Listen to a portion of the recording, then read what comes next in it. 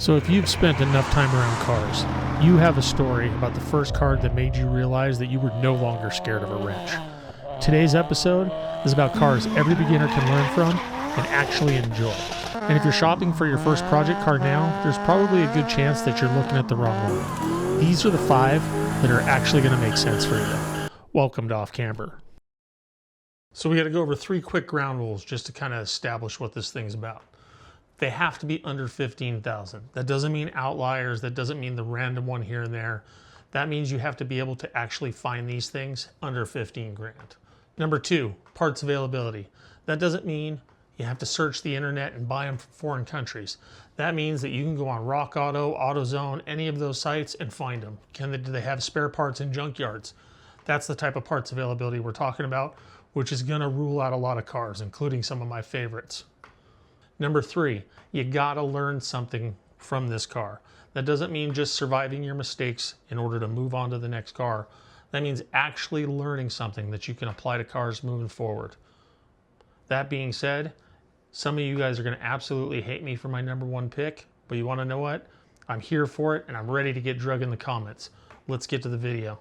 So when I'm talking about the 3rd gens, I'm talking about the 85 to 92s. I'm talking about the Z28s, the IROC Zs, the Firebird Formula and Formula 350s, the Trans Am and the GTAs. More specifically, the ones carrying the 5-liter or 5.7 tuned port injection V8. These are my favorite of the modern day Camaro and Firebirds. These are what fueled my dreams as a 14-year-old boy. My dad had a white Formula 350. It was an 89, and I downright loved it. I used to wash the wheels on it and all sorts of stuff because of just how much I wanted to drive it. I dreamt of the day that I'd be doing burnouts in it just down the front street in front of my high school. I learned how to drive in this car. It's kind of what locked in my love of cars. I'd been working on them with my dad for years, but this is the one I learned to drive it. So what is tuned port injection? Well, that's GM's fuel injection system. It's got individual fuel injectors and runners feeding each cylinder. It came after the throttle body injection system. And if you don't know what any of that means yet, that's okay, because working on this car is going to explain it to you better than anything that I say right now. So under the hood of these cars is the world famous GM small block V8. This is the same basic engine family that powered school buses, muscle cars, pickup trucks, and Corvettes for over 4 decades. It's pretty much indestructible engine, and you can make pretty decent power with these things pretty easily. So what was the best one on the list? That was the 5.7 liter of the 350, the L98. It started out in 85, had about 230 horsepower, and by 91, 92, it had climbed up to 245 horsepower. They had 330 pound-feet of torque just across the board, but it only came in an automatic. And if a slush box is a deal breaker for you, I get it, but I'm fine with it. So if you find a stick shift car, all right, so that's an LB9 5-liter. That's the engine that they made it up to the stick shifts, and it's the only engine they put in the stick shift other than the 6-cylinder, but we're not talking about those.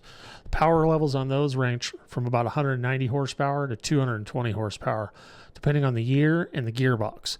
The 5.7, way more desirable because of the torque, but, the 5-liter's not anything to shake a stick at. The parts on these cars are so common, so cheap, and so well documented that you could probably walk into a junkyard with your eyes closed and still find what you need. Now, the engine bay on these things, on the other hand, is a little bit tighter than some of the other cars on this list, which means that you're going to have to learn some patience, and it's going to teach you some stuff that a wide open engine bay is never going to. But that's not really a drawback here. That's kind of part of the lesson of this car is working on cars is rarely ideal. And the sooner you get comfy with the idea of shoving your hand into some dark hellhole, the better off you're going to be and the easier it's going to be to work on these things. Cut knuckles and forearms, kind of part of the territory. The payoff here is some newfound patience and appreciation for the finer things in life, which is 80s and 90s junk. So this can't all be rainbows and unicorns, right? Not that it has yet, but what's the nightmare with them? Well, the TPI's fuel injector O-rings, they sit right down in the intake valley. And after 30 plus years, those O-rings are smoked. And when they fail, raw fuel is going to drip right into the engine oil. And that's an engine killer if it gets a chance to wash the cylinder walls down or thin the oil out. The good news about this, if there's any good news about it, is that this is one of the most documented repairs in American automotive history. Full intake teardown, sure. You do an O-ring replacement, you do some gaskets, but you can do it on Saturday afternoon with a basic socket set and a factory service manual. it will humble you just exactly the right amount. Plus, there are some airflow mods to do in the intake if you get a Dremel and a good carbide bit. I mean, you might as well do it while you got it off. Look it up on the internet. You're welcome. So what's the first $1,000 we're going to spend? Well, we're going to go fix that injector O-ring kit because we don't know when the last time it's been fixed was, so we're going to replace it. 30 to 50 bucks in your labor and however much beer you're going to drink on Saturday. While you're there, throw a new set of spark plugs in it. Go with the AC Delco ones, kind of picky otherwise. Torque them to about half an ugga-dugga, which is tighten them hand tight, and just go about a quarter turn past that. Put some new plug wires on it, fresh distributor cap, put a new rotor in it, do a full fluid service. That means oil, coolant, brake fluid. It's probably $300 in parts. Spend another $100 and track down the Helm factory service manual. Not Haynes. Those are absolute garbage. The Helm. The next thing you're going to want to do to it is throw an exhaust on it so you can hear it yell. It is worth every nickel. Small blocks sound great. Start saving up your money after this and be thinking about lowering it because more low and all that stuff, right? Here's why this car belongs on the beginner's list. Starting with a 1991 model year, the 240SX came with the K824DE, which is a 2.4 liter dual overhead cam 4-cylinder that makes a whopping 155 horsepower. That was made for a truck. No kidding, they use it in the hard bodies and the Pathfinders. It is a simple engine. It is a very robust engine. And here's the detail that makes it genuinely beginner friendly. It uses a timing chain and not a belt. And if you know what that means, you know that it means that Nissan already handled the repair that scares most new owners. The chassis of this car weighs around 2,700 pounds, depending on the body style. And the aftermarket is huge. There are forum threads, Facebook groups, Discord servers, just everywhere you look. So what's the nightmare on the S13s? Rust. More specifically, the rear wheel wells, the rear subframe mounting points, and the floor pans, plus rocker panels and some other stuff. Before you fall in love with one of these, and you will because they're cool to look at and they're fun to drive, so you'll probably fall in love with it, jack it up and get underneath it. Grab a flashlight, a screwdriver, and start the poke test. Start poking around rear subframe mounts, rear wheel wells, look at the pinch welds on the rocker panels, check the frame rails and the engine bay, pull the carpet up in the trunk and look at the floor and the rear shock towers. There are other places too, like the C-pillars if it has a sunroof. The drains clog up, everything goes into the C-pillars, rust them out. If they're soft, walk away from the car. It doesn't matter how clean the paint looks or how straight the body is. Rot on an S13 is not a beginner's repair, and it can get real expensive. So one of the most important lessons this car will ever teach you is inspect the car before you commit to it. Learn to look underneath the car before you look at its face. This skill will save you money for the rest of your life. So your first $1,000 after a clean inspection, and I mean go through it and look for rust. For real, they rust. Do a cooling system service. Do a new thermostat, some fresh coolant, and squeeze the hoses to make sure they're still pliable. Then throw some fresh oil in it and a new oil filter. Next up, you want to do a new valve cover gasket. They seep on the 24 DEs, and it's about a $20 part in an hour job. Then do the rear control arm bushings. They're probably rotted out. A full set, 40 to 50 bucks in parts, and replacing them teaches you how the suspension works at its connecting points in real time. If you don't know how to do it, here's a video right here that'll help you get the bushings in and out, and it all applies, even though I did it with poly. If you have any budget left, a set of coilovers and an alignment is going to transform how this car behaves. And that's going to be your first lesson in what suspension tuning actually means. Guys, we're damn near halfway through this list. Hit the subscribe button. It's only going to take you probably 3 seconds, and it won't hurt a bit. Ready? Go. 92 to 95 Honda Civic. It's the 5th generation or the EGs. I want you to understand something about this car before we go any further into this. This is the vehicle that taught an entire generation of car guys in every country on the planet how a modern 4-cylinder engine works. These were everywhere when I was in high school. Everyone had one of these things. You'll find an EG Civic help forum in languages I can't even read, which, let's be honest, sometimes is English with all the internet slang nowadays. The depth of documentation for this platform is genuinely unmatched at this price point. People have been building these things for decades. First time I ever installed nitrous, was on a friend's EG, and we may or may not have used too big of a nozzle, which was a lesson in and of itself. This car is light. It's under 2,400 pounds, depending on trim. And the engine bay, wide open and accessible in a way that looks just intentional, because it probably is. Well, get ready for this. There's lots of letters and numbers coming. The base models came with a D15 B7. It is a 1.5 liter single overhead cam, 4-cylinder. It makes a whopping 102 horsepower. Remember, guys, I said beginner cars. Simple, reliable, perfect first engine to learn on. The EX trim got the D16 Z6, which is a 1.6 liter single overhead cam VTEC, which makes 125 horsepower. Yeah, we're getting into those big numbers, aren't we?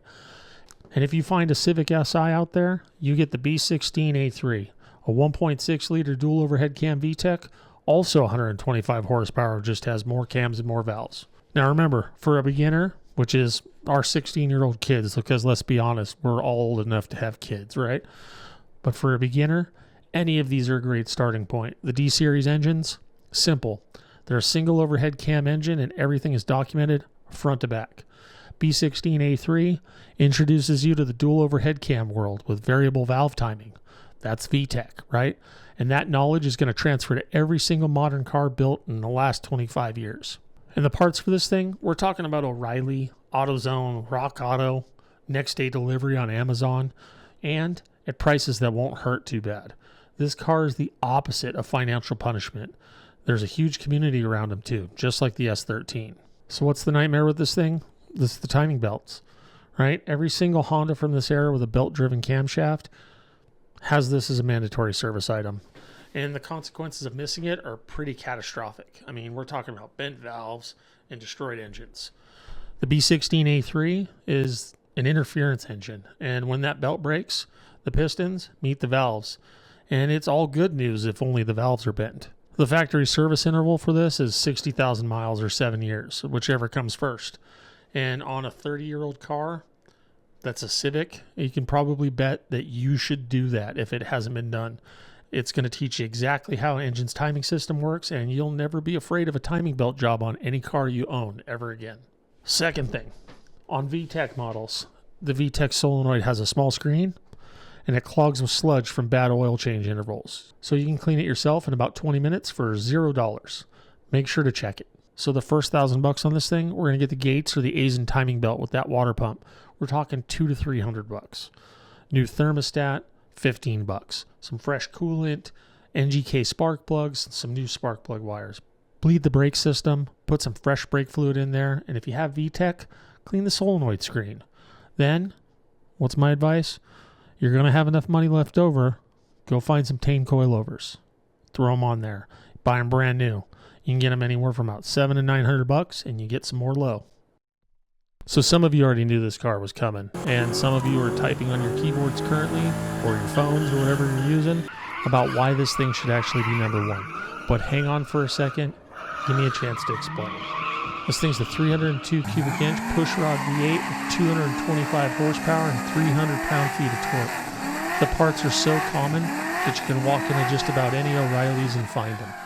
This is why the Fox body's on the beginner's list, and why owning one should be on everybody's short list. So in 1986, Ford introduced sequential multi-point fuel injection on the 5-liter. That car made 200 horsepower. For 87, they had this thing dialed in on the tune. They bumped it up to 225 horsepower and 300 pound-feet of torque. And that's the number you're going to see everybody quoting everywhere. It's the version most people are chasing. Either year is a solid car, but if you want that full output, you want an 87 or later. I actually prefer the LX notchbacks, but I do have a secret love for the 4-eyed GTs. What makes the 5-liter beginner's engine? Well, it's an overhead valve pushrod V8. That means there's no timing belt. There's no external timing chain to service, no cam phasers, no dual overhead cams. There's a timing chain, but it's just your basic setup that hides behind the harmonic balancer and under the timing cover.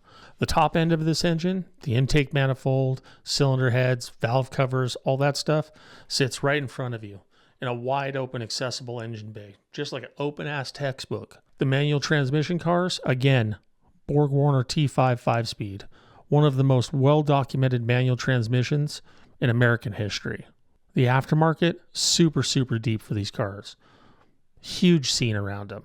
You got Steeda, Ford Racing, BBK, Trick Flow. All of these companies have been feeding Fox body owners for decades. One more really cool spec for these. The V8 Fox bodies came standard with the 8.8 rear end.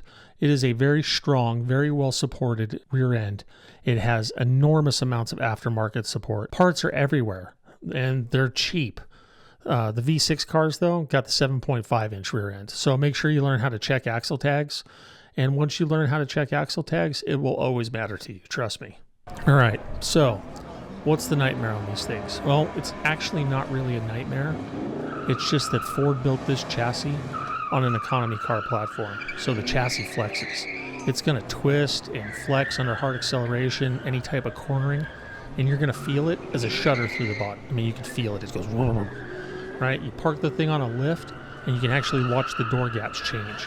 It's not dangerous, not at normal speeds, but if you start pushing the car, and you will because they're a lot of fun to push around, it's going to absolutely remind you that it's a 35-year-old economy car wearing a sports car costume. So there is a fix for it, and it's not really a crazy one either. It's subframe connectors, right? And what those are steel connectors that connect the front subframe to the rear subframe, ties them both together. Now, they make bolt-in sets. You can get them for $150 to $300, or you can get welded-in sets. The welded-in stuff's a lot stronger if you have the skills to do that or know somebody who does. The second issue is actually a little bit more of a nightmare. It's all the vacuum hoses on the car. So the Fox body uses vacuum hoses to control everything from EGR to brake boosters to the EVAP system. On a car this old, every single original vacuum hose is probably cracked. It's at the very least brittle and about to crack, and it's actively lying to the computer about what your engine's actually doing. All right, so what's the first $1,000 we're going to spend? Well, we're going to buy subframe connectors. Those are $150 to $300, depending on if you get them raw or if you get them powder coated. You can buy the bolt-in version. Do it yourself, 3 to 4 hours. Do a full vacuum line replacement. That's $50 in that hose, and some beer and a little bit of patience. Then go out and get yourself a Motorcraft tune-up kit. That's spark plugs, distributor cap, rotor, plug wires. $100. Do a full fluid service on the thing. Engine oil, coolant, brake fluid, and some gear oil for the T5 and for the 8.8. Another $100. After that, put a nice set of tires on it and start saving for what? That's right, more low. Number one on this list, I know exactly what half of you think I'm about to say. The other half of you are already wrong. So right now, if you notice the pattern of my videos, you notice that I didn't do the number one title card yet. And I'm not going to tell you what it is yet, because if I lead with the name, half of you are going to emotionally leave this video and miss why it actually wins. So here's what I want you to think about. What would the number one car be on a beginner's wrenching list? What does it actually need to be? Well, it needs a hood that opens and shows you the engine rather than hiding it behind 3 other things. It needs to be light enough that every single change you make, suspension, tires, alignment, you feel this stuff immediately through the steering wheel. Like instant feedback, no lag. It would be best if it has double wishbone suspension, and that's front and rear. Same geometry as cars 10 times the price. So when you do your first alignment, you're not just turning bolts, you're learning a concept that scales to some of the most expensive and most sophisticated race cars on the planet. And most importantly, it needs a community. One that's been documenting every single failure, every single quirk, every single rust spot on this car for over 30 years. So when you break something at 11 o'clock on Saturday night, and you're going to, someone on a forum broke it back in 2004 and already wrote a wall of text about how to fix it. A side benefit would be if this car was really lightweight, twin cam, rear wheel drive, and manual everything. The car that checks every single one of those boxes, the one that turns a nervous first timer into somebody that actually knows what they're doing, is the 1990 to 1997 Mazda MX-5 Miata. I know. Go ahead, start typing. Here's the thing. The Miata is not the most powerful car on this list. Matter of fact, it's probably the least powerful car on this list. It's not the most intimidating car at a car show. Matter of fact, it looks happy. It will not make your neighbor think you're cool. But what it will do is make you competent at wrenching on cars and competent at driving them. So what's the nightmare with these things? Well, there's 3 of them. And all three of them are going to be whens and not ifs. 1, the rear main seal. The rubber seal between the crankshaft and the transmission leaks on virtually any NA Miata of a certain age. You're going to see oil on the bell housing. That job requires dropping the transmission. You're going to learn exactly how to pull a manual transmission out of a car. Budget $30 for it. It's a real cheap fix. It's just going to take an entire weekend of grunting, swearing, and drinking. 2, rust. Miata's rust in the rocker panels and at the torque box area, and that's the structural point behind each front wheel where the chassis meets the floor. So before you buy one, get that flashlight out again, get that screwdriver out again, get under there, look, and start poking around. If the rocker pinch welds are soft, walk away. 3, the timing belt. It is the same story as the Civic. Mandatory service item on a car this age. Budget for a Gates timing belt kit and a water pump. Factory service interval, 60,000 miles. On a 30-year-old car, just do it regardless. Who knows how long it's been? It's about a 3-hour job, budget a whole day if you're brand new to wrenching, and it's an education. First $1,000 we're going to spend. We're going to buy a Gates timing belt kit with water pump, $150 to $200. Rear main seal, $30, right? Do both of those things. Do some fresh coolant, new thermostat, another $50. Then join Miata.net. I'm not even joking about this.